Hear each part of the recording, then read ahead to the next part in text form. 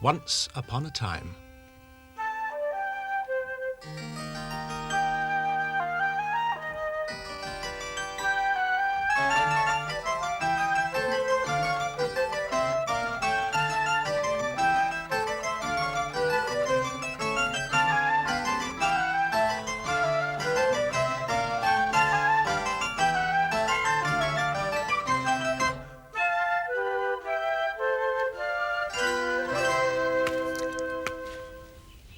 Hello. I've been thinking. This apple comes from a tree, an apple tree. And we're in the forest today, and there are an awful lot of trees here. I was wondering if there was an apple tree. Can't see one. I think if one of these trees was an apple tree, I'd be able to see some apples. Maybe another kind of fruit grows on these trees. I'll think of another kind of fruit. Ah, yes. It looks a bit like an apple, but it's a bit more pear-shaped. It's a pear. I'll see if I can see any pear trees. I can't see any pear trees either. I don't think anything can grow on these trees. Ooh, something hard down here.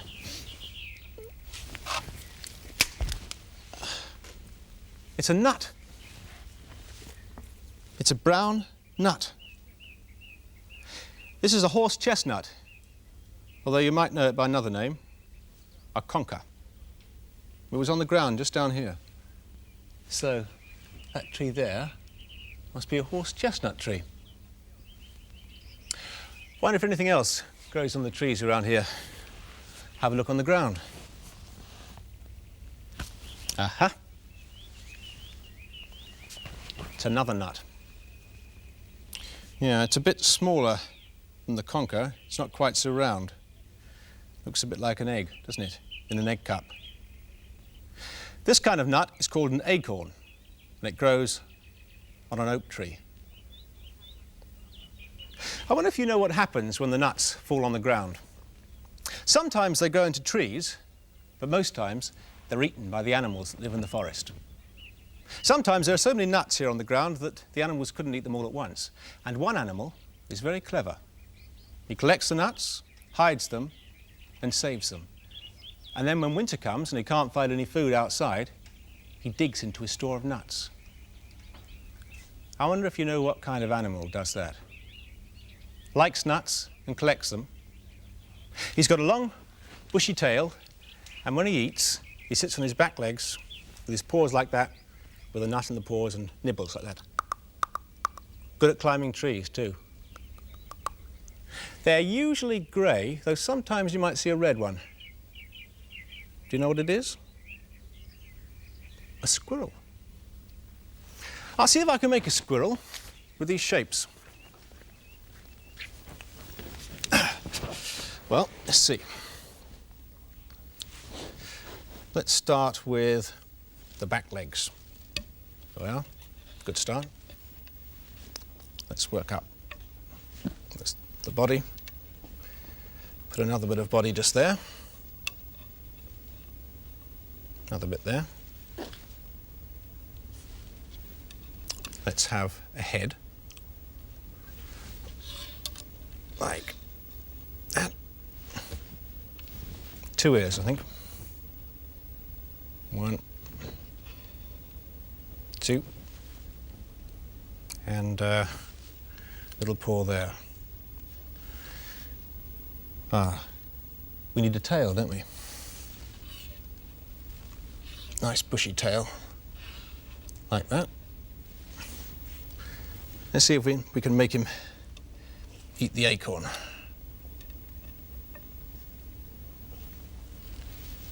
There we are, a squirrel. Today's story is about a squirrel that lived in a forest just like this one. And he liked acorns too. But he wasn't the only one who liked acorns. Once upon a time, there was a little pig who lived with his mother on the edge of the forest. One morning, his mother said to him, "I think you're big enough now to go into the forest all by yourself to collect acorns and beechnuts. Off you go, and take care to come home before dark. The little pig felt very proud to be allowed out all by himself. I can't play today, he called to his friend the ladybird as he hurried past. I've got important work to do. He looked hard at the different trees. He knew that acorns came from oak trees and beech nuts came from beech trees.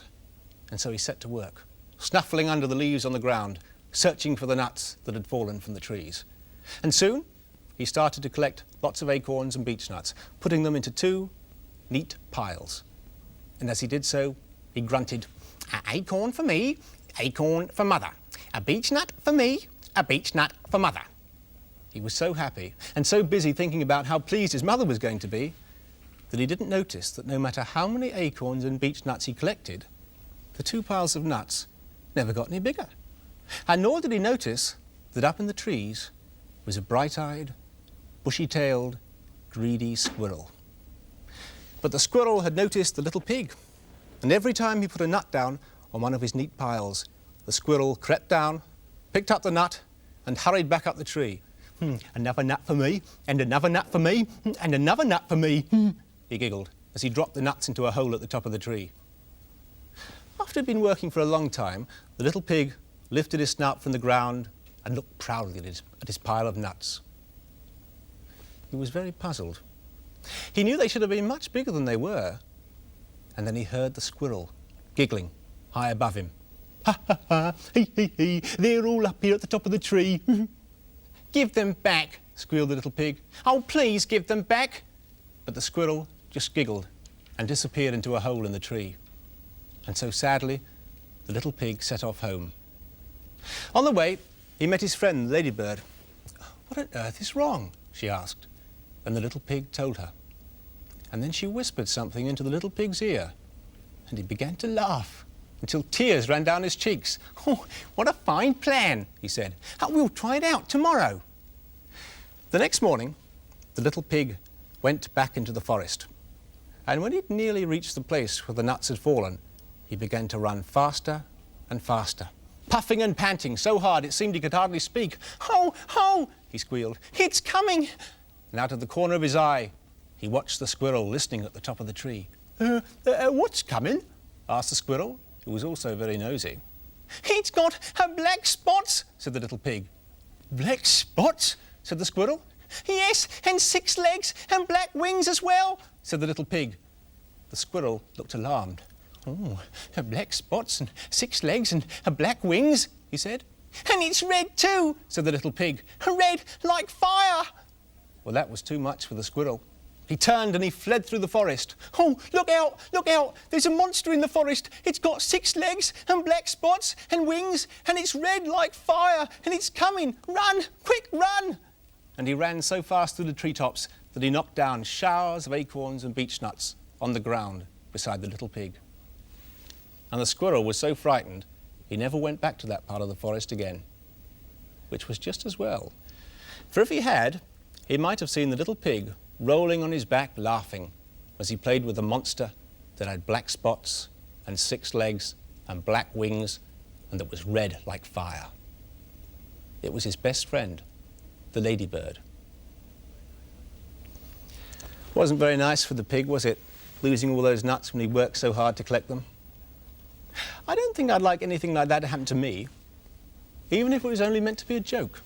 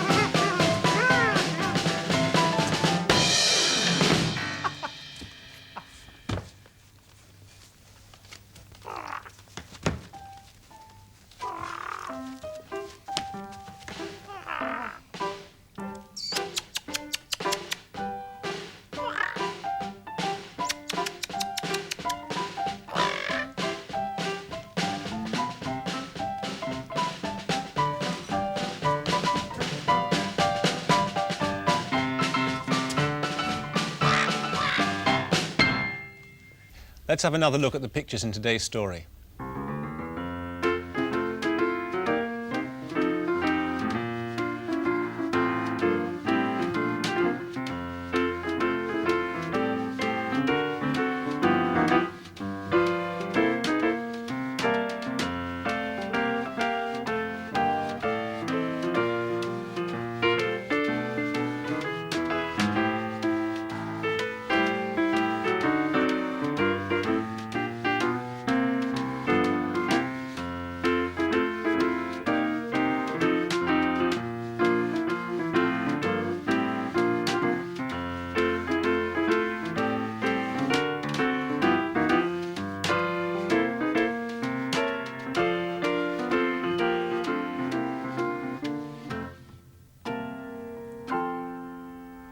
Served the squirrel right, didn't it?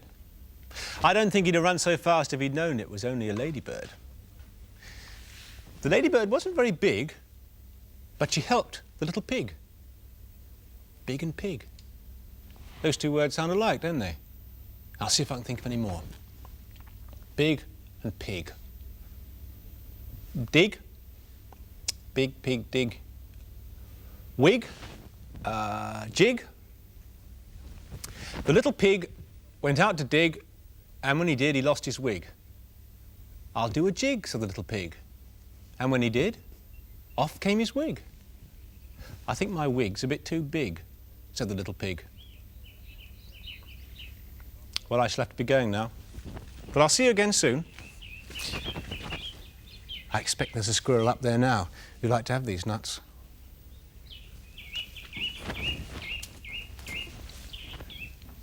Bye now. Take care.